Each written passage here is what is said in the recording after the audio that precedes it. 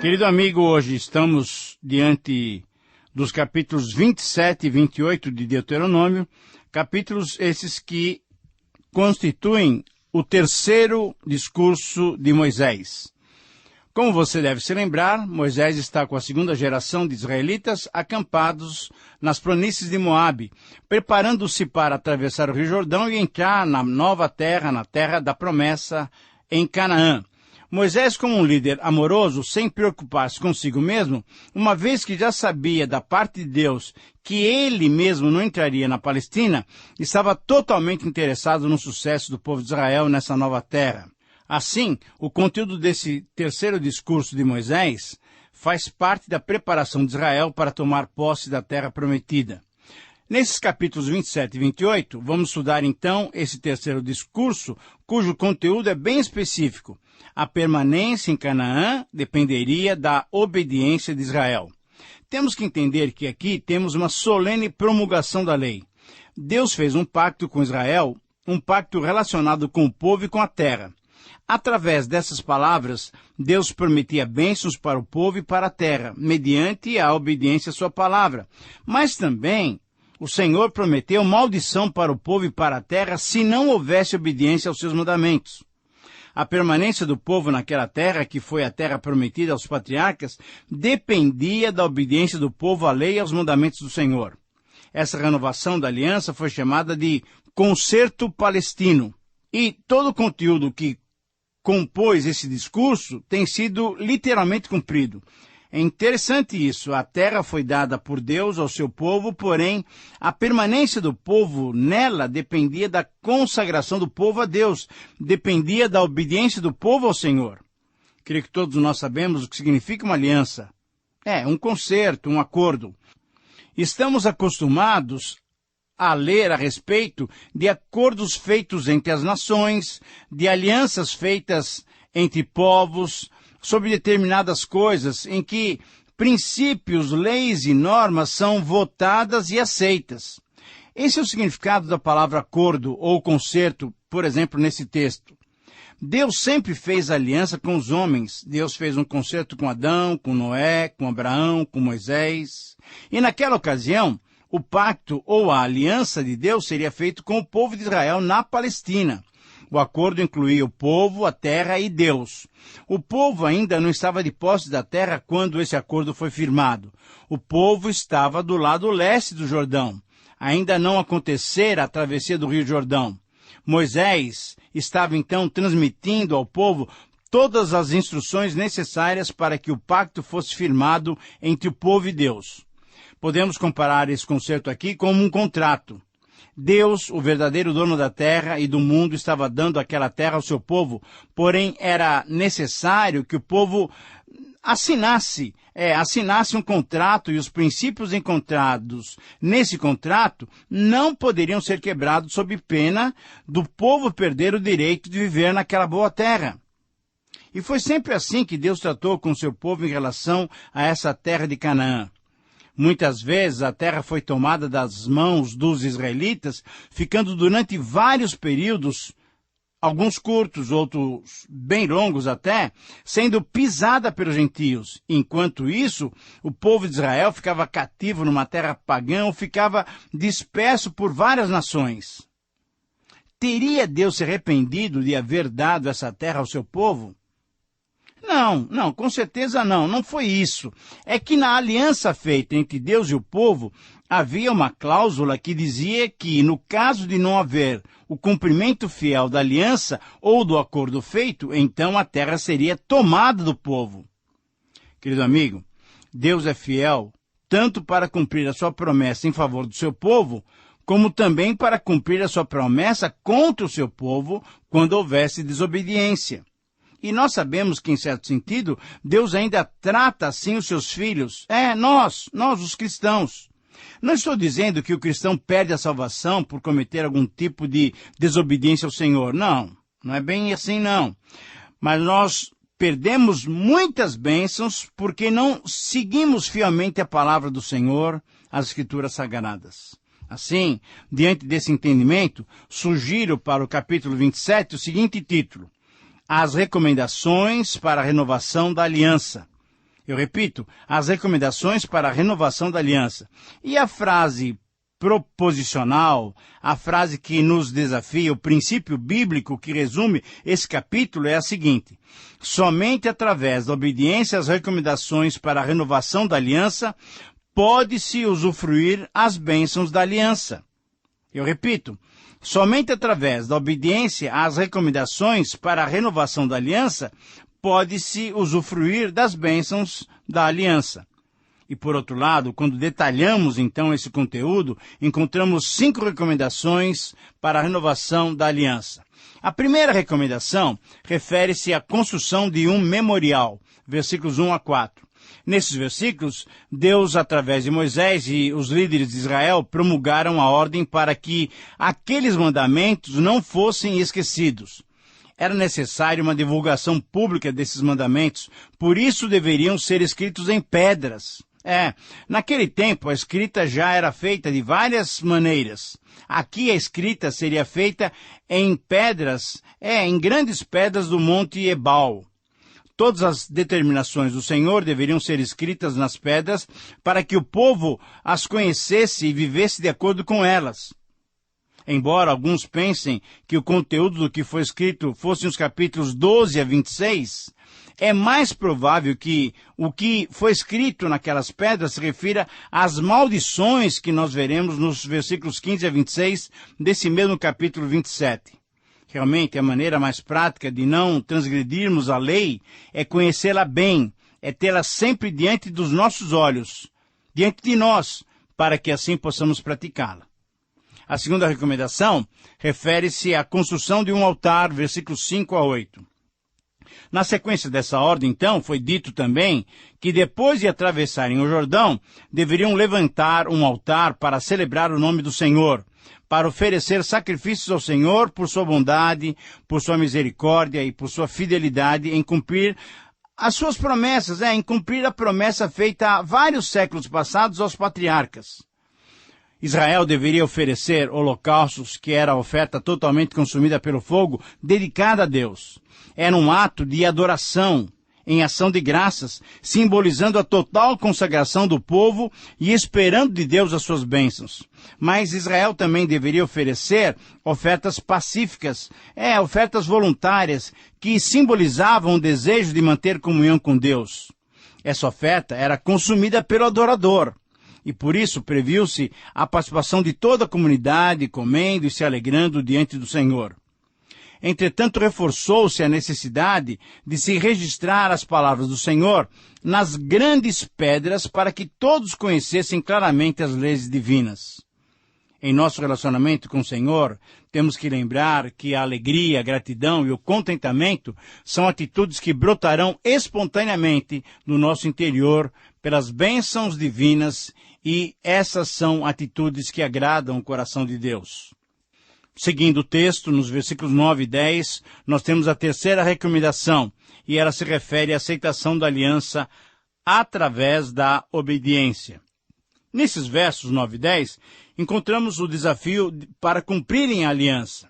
São palavras solenes que colocavam, na verdade, para Israel, uma grande responsabilidade sobre o povo de Deus. Literalmente, os versículos dizem assim: guarda silêncio e ouve, ó Israel. Hoje vieste a ser povo do Senhor teu Deus. Portanto, obedecerás à voz do Senhor teu Deus e lhe cumprirás os mandamentos e os estatutos que hoje te ordeno. Moisés e os sacerdotes levitas, que eram os guardiães das palavras de Moisés, estavam declarando a necessidade de fidelidade e de lealdade na obediência à lei divina. A aliança era estabelecida e depois vinha a obediência. E é sempre bom lembrarmos que a obediência não era a condição para que a aliança fosse pactuada. Pelo contrário, a obediência deveria ser o resultado da aliança.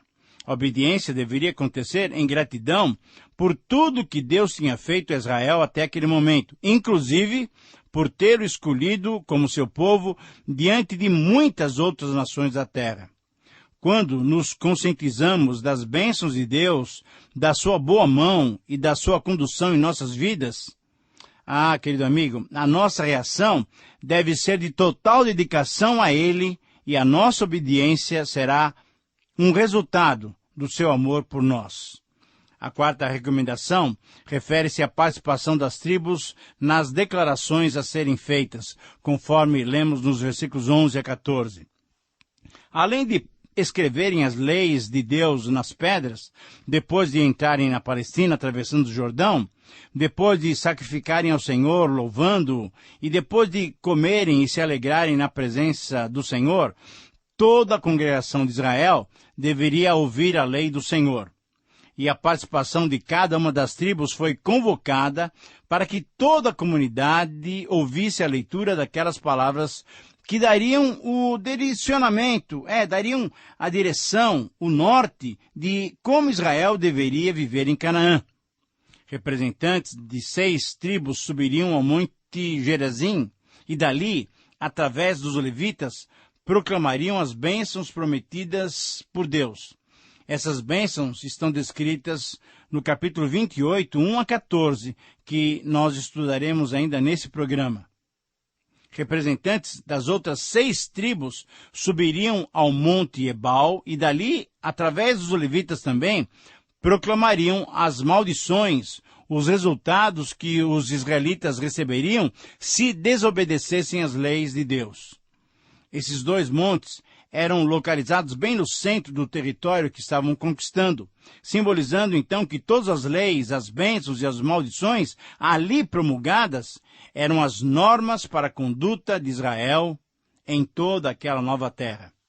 Querido amigo, fica bastante claro o princípio que podemos extrair para os nossos dias. Deus tem prazer em nos abençoar diante da nossa obediência, mas ao mesmo tempo Ele é justo para nos disciplinar se desobedecermos o seu querer.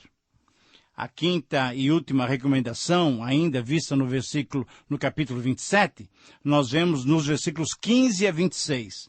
Era uma recomendação referente à atenção a ser dada para as maldições resultantes da desobediência. Sendo que a lista das bênçãos e maldições nós vamos encontrar no capítulo 28, a partir do verso 15 até o final desse capítulo 27, nós encontramos uma declaração de maldição para quem cometesse 12 crimes. Veja bem, são 12 crimes alistados aqui. Receberiam, então, maldição, primeiro, os fabricantes de ídolos, versículo 15. Segundo, os que menosprezassem os pais, 16. Terceiro, os que mudassem os marcos das propriedades, versículo 17. Quarto, os que fizessem o cego errar o caminho, versículo 18. 5, os que fossem justos com os necessitados. Sexto, os que desonrassem o leito paterno. Sétimo, os que praticassem a bestialidade. Oitavo, os que praticassem incesto. Nono, os que adulterassem com a sogra. 10º, os assassinos. 11º, os assassinos pagos. E 12º, os que não obedecessem às leis divinas, nos versículos 26. Essa declaração foi citada por Paulo em Gálatas 3:10, comprovando que, por ninguém obedecer à lei de Deus, todos nós somos malditos e, por isso, dependemos da graça divina concedida a nós em Jesus Cristo. À medida que esses crimes fossem mencionados, toda a congregação, expressando a sua concordância, diria em alta voz: Amém, Amém. Isso é, assim seja.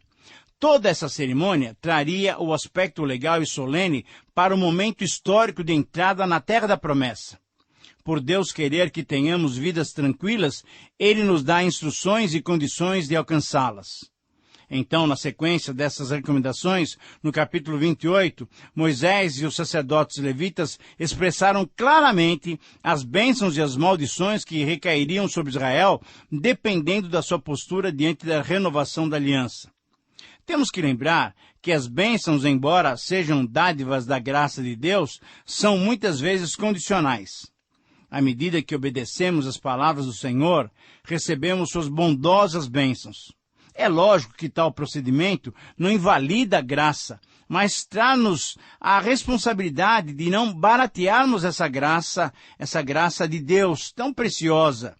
E faz-nos entender também que, tendo Deus se comprometido conosco, ele requer o nosso compromisso também. Como disse Paulo a Timóteo, se somos infiéis, ele permanece fiel, pois de maneira nenhuma pode negar-se a si mesmo, conforme 2 Timóteo 2,13.